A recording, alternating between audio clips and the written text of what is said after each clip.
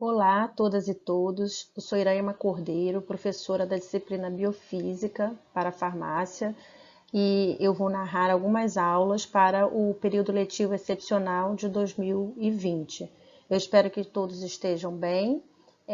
Vocês já tiveram início com aula sobre membranas e biomoléculas com a professora Cláudia Pinto Figueiredo e esta aula narrada ficará disponibilizada para vocês na plataforma AVA, na pasta da disciplina biofísica, mas também teremos momentos para nos encontrarmos, momentos síncronos para nos encontrarmos ao vivo para esclarecermos dúvidas em relação a esta temática.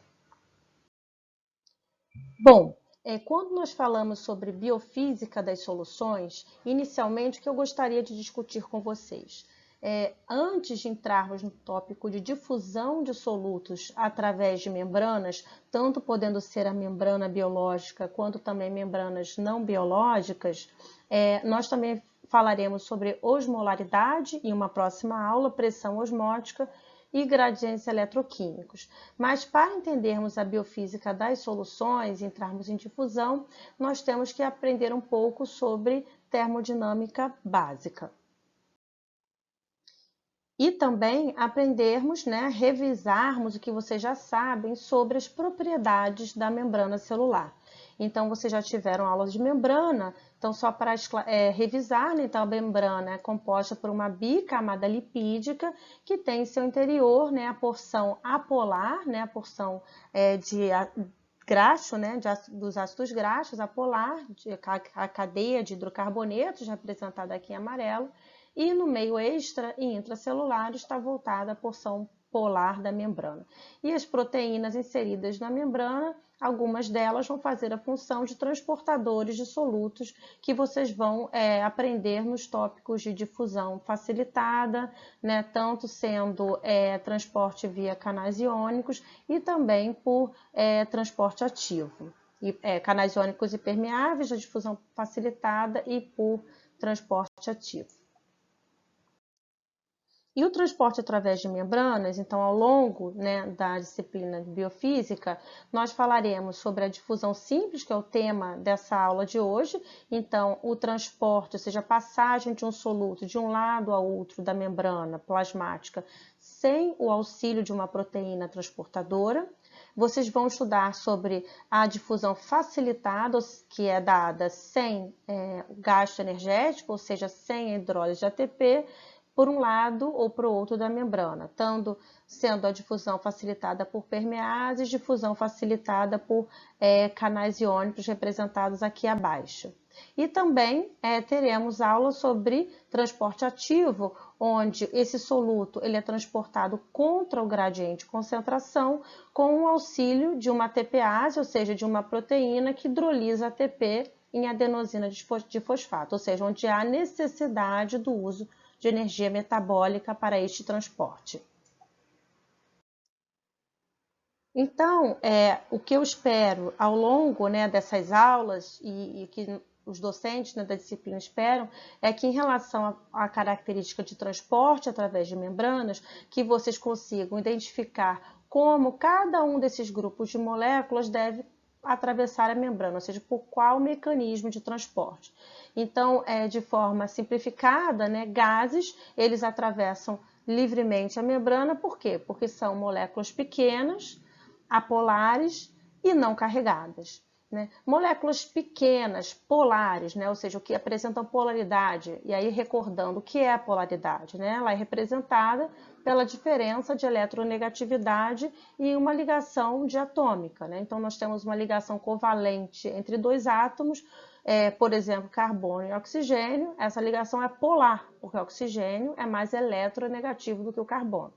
Ligações entre carbono, carbono, carbono e hidrogênio são apolares, né, porque não há diferença significativa de eletronegatividade entre estes átomos. Né? Portanto, por isso que lipídios são apolares.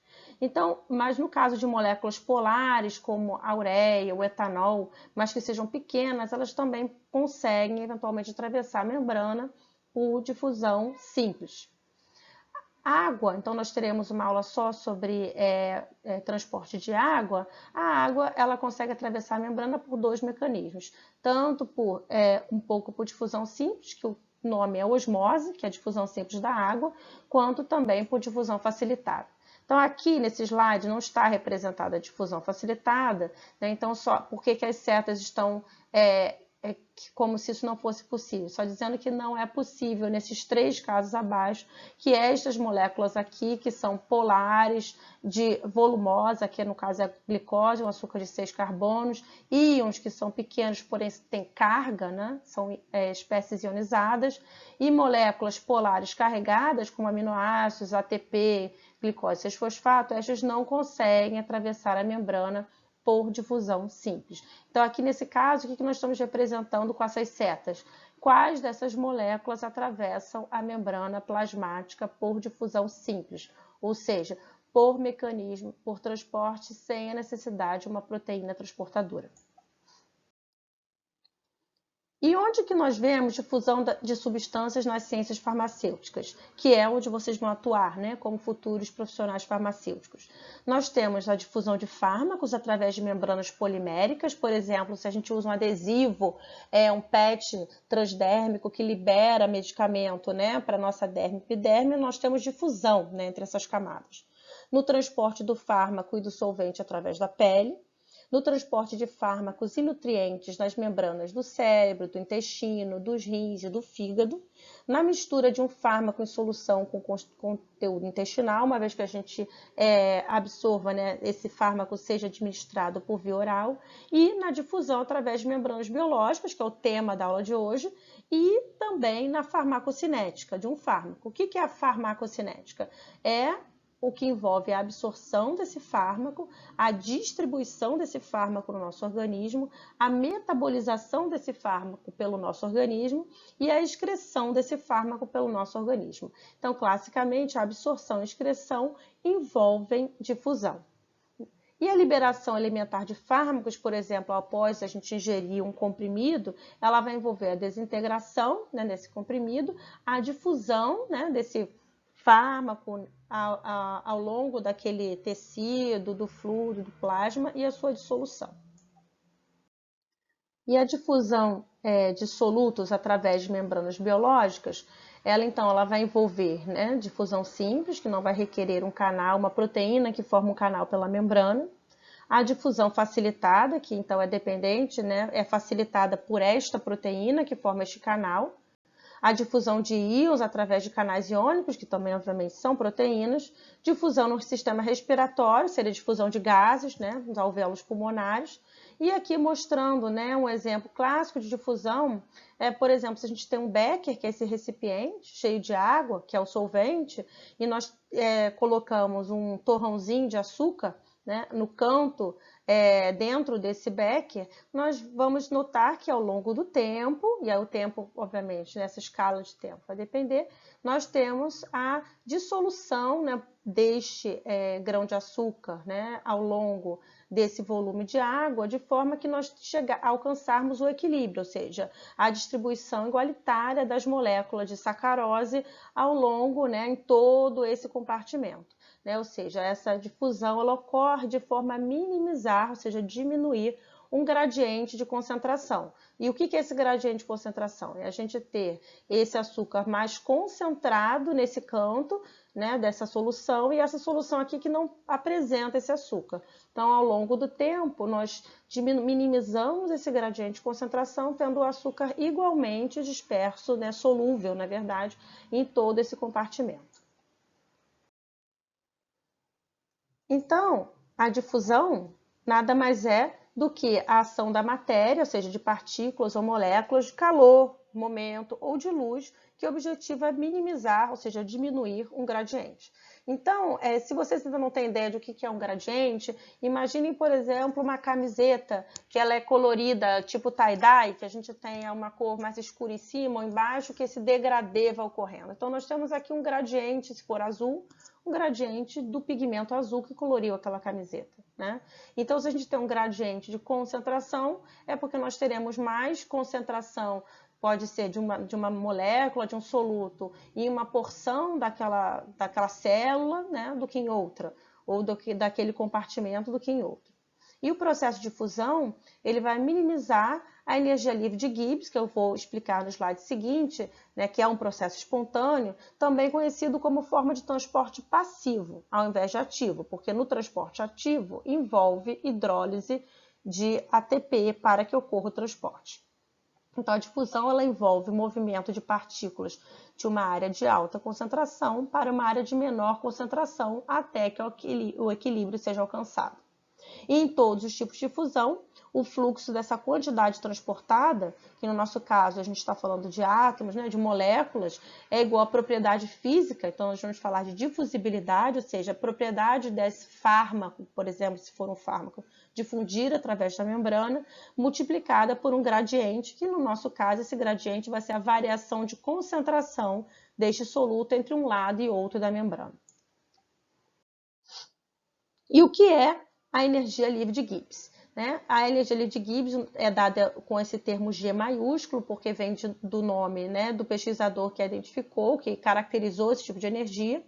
Ela expressa a quantidade de uma energia capaz de realizar trabalho durante uma reação a temperatura e pressão constantes. Então, quando a reação acontece de forma a liberar energia livre, ou seja, quando ele passa a ter menos energia livre nesse sistema, há essa mudança de energia livre. O que é ΔG? Né?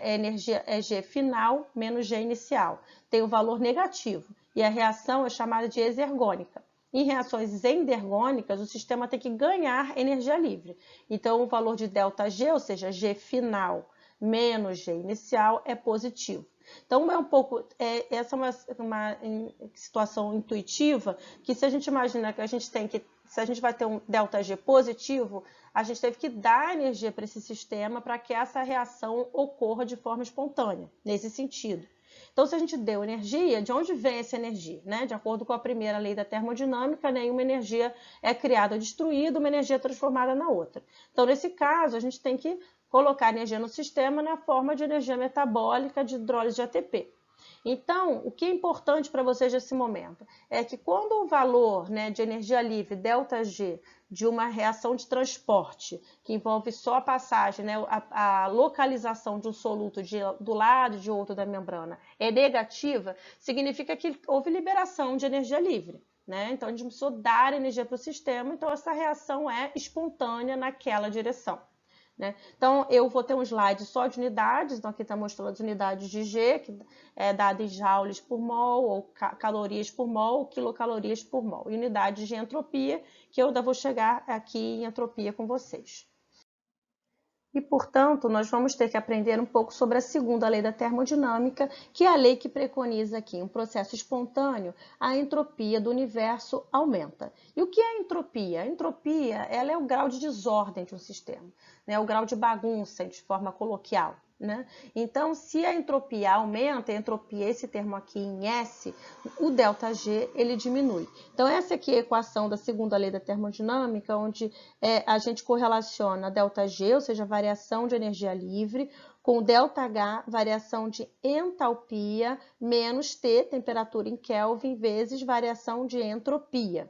Né? Então, o que é H? H é entalpia, que vai envolver numa reação química qualquer mudança, tudo que envolve as ligações químicas daquela reação. Então, se quebra a ligação química ou se a gente faz ligação química, o valor de entalpia vai mudar.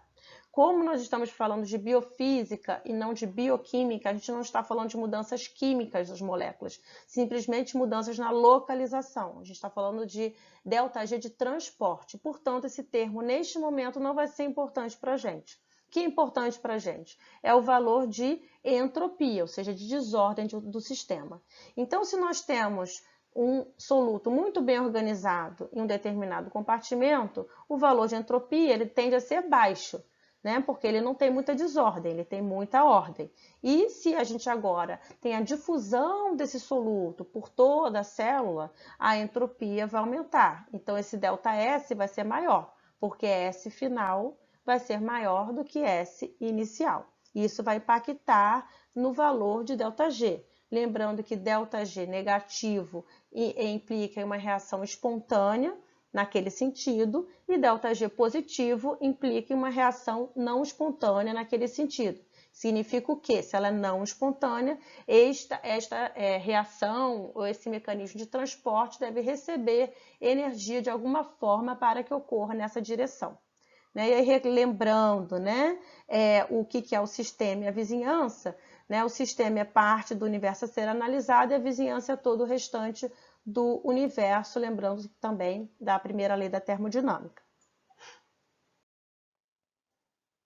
Como eu falei, a entropia ela reflete o grau de desordem de um determinado sistema. Então, por exemplo, se a gente tem aqui numa sala partículas de um determinado gás localizadas na face superior esquerda desta sala. Obviamente que a gente imagina que após um intervalo de tempo X, essas partículas elas vão difundir pelo ambiente e estar igualmente distribuídas por esse ambiente.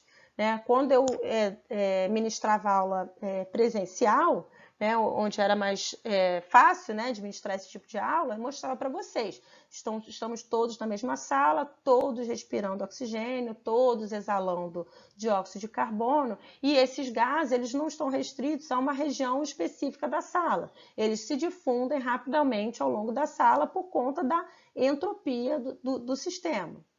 E por conta da característica da difusão, que é exatamente objetiva minimizar, diminuir um gradiente de concentração até que se atinja o equilíbrio. Então, nesse caso, tem tudo a ver a entropia relacionada à difusão. A mesma coisa se a gente vai despejar vários paralelepípedos de forma, por exemplo, um caminhão descarrega paralelepípedos para fora da caçamba. É muito mais provável que nós tenhamos esse cenário aqui de desordem do que todos os paralelepípedos fiquem alinhados dessa forma, sem que a gente tenha que desempenhar uma energia para organizar esses paralelepípedos dessa maneira. Então, é uma forma de explicar um pouco mais a entropia para vocês. Aqui estão representadas algumas constantes físicas e unidades usadas em termodinâmica. Então, nos livros textos de bioquímica, também de biofísica, vocês verão essas unidades e terão acesso à explicação sobre a segunda lei da termodinâmica, que é bastante importante para vocês. Então, essas constantes vocês podem ter com vocês para consulta. Lembrando que em todos esses casos, a temperatura que a gente usa é a temperatura absoluta em Kelvin. Então, 25 graus Celsius equivale a 298 Kelvin, para não haver confusão nos cálculos futuros. E a difusão através de membranas, como ela ocorre?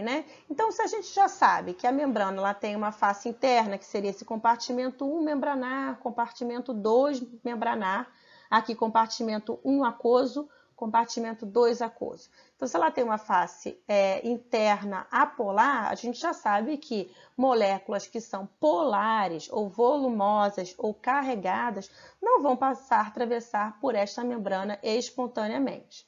Não é? E a taxa de difusão de uma molécula pela membrana, ela vai ser proporcional ao seu gradiente de concentração através da bicamada lipídica e da sua hidrofobicidade. O que é a hidrofobicidade? É a polaridade dessa molécula, ou seja, a capacidade dela de ser solúvel em lipídios. E, obviamente, a membrana ela apresenta baixa especificidade para o soluto a ser transportado, ou seja, qualquer pequena molécula pode ser transportada, sendo ela hidrofóbica, apolar ou até polar, mas se ela for pequena. E que tem o quê? Gradiente de concentração. Dado só um detalhe importante, gradiente de concentração, ele não é característica inerente do soluto. O que é inerente do soluto são suas propriedades físico-químicas. O gradiente é se ele está mais concentrado de um lado ou outro. Então, intuitivamente, o que nós imaginamos? Que se ele está mais concentrado do lado esquerdo, ele vai tender a passar para o lado direito, para minimizar o gradiente de concentração.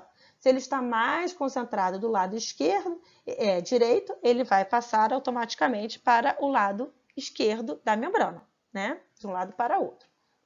Então, obviamente, que esse processo então, ele pode ocorrer para quaisquer desses solutos que tenham essas características. E aí, como nós calculamos a taxa de difusão passiva de um soluto através da membrana, em moléculas por segundo? né? Então, aqui a gente tem essa primeira equação. Então, o que é DNDT, né? Variação no número de moléculas de soluto, né? Em função da variação de unidade de tempo, ou seja, velocidade, não é isso? Quantas moléculas vão atravessar por tempo, né? Por aquela membrana. E aí, a primeira equação seria a equação onde qual seria essa taxa de passagem da molécula deste compartimento aquoso 1, que pode ser tanto meio extra quanto intracelular, ao compartimento aquoso 2, ou seja, do extremo ao outro da membrana plasmática, que é o interior da bicamada lipídica. E aí nós temos que essa taxa ela está relacionada ao coeficiente de permeabilidade, que é uma característica do soluto, pela área, né, da membrana e o que está representado aqui? Concentração no compartimento 1 menos concentração no compartimento 2. Isso aqui, gente, esse termo é o gradiente de concentração.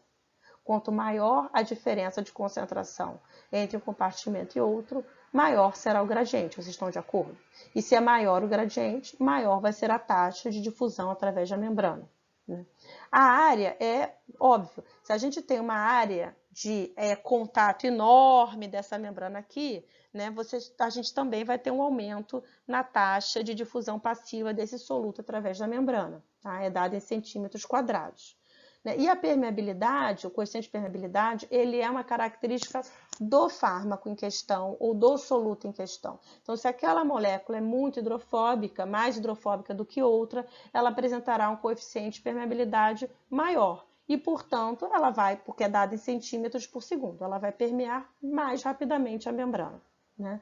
Então, uma pergunta que às vezes eu faço para vocês é, dado que a concentração no compartimento 1 é 1 milimolar, e a concentração do soluto no compartimento 2 é 1 milimolar, calcule a taxa de difusão passiva através da membrana. E aí, vocês ficam preocupados, que vocês não sabem a área, não sabem o coeficiente de permeabilidade. Mas, na verdade, 1 menos 1, 0. 0 vezes P vezes A, 0. Então, não há taxa de difusão passiva através da membrana na ausência de um gradiente de concentração. Tudo bem? Né? E o fluxo dentro da membrana, como ele é calculado? Então, ele é calculado, é a mesma taxa, né? Só que ele leva em consideração o coeficiente de difusão, que é em centímetros quadrados por segundo, tá? Em vez de ser centímetros por segundo. Vocês vão ver algumas variações dessas taxas, tá, gente? Isso são todas derivadas da lei de Fick, que é a lei de difusão clássica. Em alguns livros de textos tem alguma variação. O que é importante é entender qual é a propriedade, ou seja, o que é a característica de cada um desses elementos aqui, né? Desses componentes da equação. E aqui isso é dividido por x. O que é x? Espessura da membrana. Obviamente isso fica claro, né? Quanto maior a espessura da membrana, mais tempo aquele soluto demora para passar. Então, por isso que ela está no denominador e não no numerador.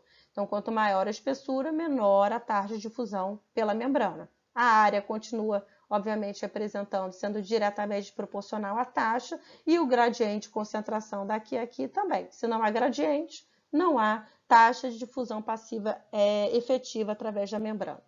E aí, uma coisa que eu vou perguntar para vocês é onde que na natureza, ou seja, no nosso organismo, esse termo área é importante para a difusão. Vocês conseguem imaginar algum tipo de célula no nosso organismo que tenha esse tipo de característica que permita uma maior difusão de nutrientes ou maior excreção de metabólitos? Então, isso vai ficar uma pergunta para um estudo dirigido para vocês. E um outro termo importante, que tem a ver com a característica do soluto, é o chamado coeficiente de partição, que é dado por termo K, não tem unidade, porque a divisão entre a concentração desse soluto no compartimento membranar, ou seja, na parte lipídica, em relação à concentração deste soluto no compartimento aquoso, ou seja, na parte extracelular aquosa. Né? E aí, claro, isso aqui já é uma correlação com a difusão através de membrana, mas basicamente coeficiente de partição ele envolve a partição, ou seja, a solubilidade de um líquido, de um soluto entre a fase oleosa e a fase aquosa. Então, se a gente mistura um soluto em uma mistura que é immiscível óleo e água, se ele no final desse equilíbrio ele está mais presente na fase oleosa, é que ele é mais hidrofóbico do que hidrofílico. Se ele está mais presente na fase aquosa, ele é mais hidrofílico do que hidrofóbico, né? E, obviamente, se o coeficiente de partição reflete essa razão, né? Então, a gente pode fazer por uma simples substituição, dizer que K, né, esse coeficiente, vai ser igual a CM1 dividido por C1 aquoso, né? Concentração nesses compartimentos, e podemos substituir na equação original, né? E a dNdt, ela vai ser igual a coeficiente de partição vezes coeficiente de difusibilidade dividido pela espessura da membrana vezes a área vezes o gradiente de concentração, né? E aí, no caso, né, como a gente vai substituir para ambas, né, para a passagem através dos compartimentos aquosos, no final a gente vai chegar na equação em que P é igual a coeficiente de partição vezes difusibilidade dividido por espessura da membrana, mostrando que eles estão correlacionados a essas características, né? E a taxa de fusão de qualquer substância através da membrana, ela vai ser proporcional à sua permeabilidade, né? Então, como o X, na espessura, ela é semelhante a qualquer membrana biológica, então espessuras de membrana biológica em torno de 3 a 3,5 nanômetros, na verdade 3,5 nanômetros ou 35 angstroms para todas as nossas membranas, isso vai fazer pouca diferença, né?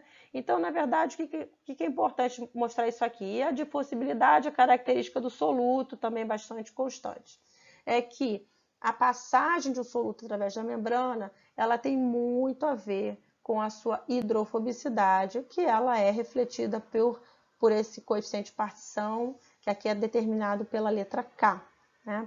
E aí, qualquer dúvida, nós podemos esclarecer dúvidas especificamente dessa parte, porque talvez seja ainda um momento que vocês tenham dificuldade neste momento.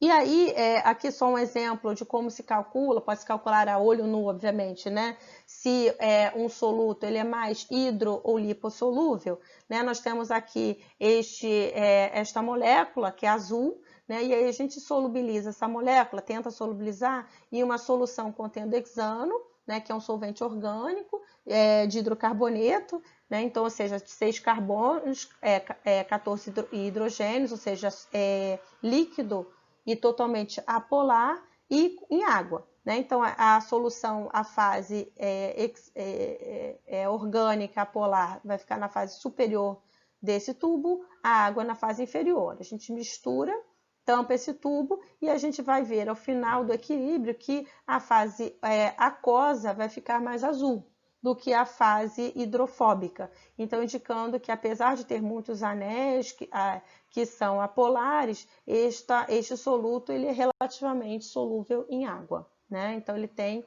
um coeficiente de partição baixo, porque a razão entre a concentração na fase orgânica e na fase aquosa.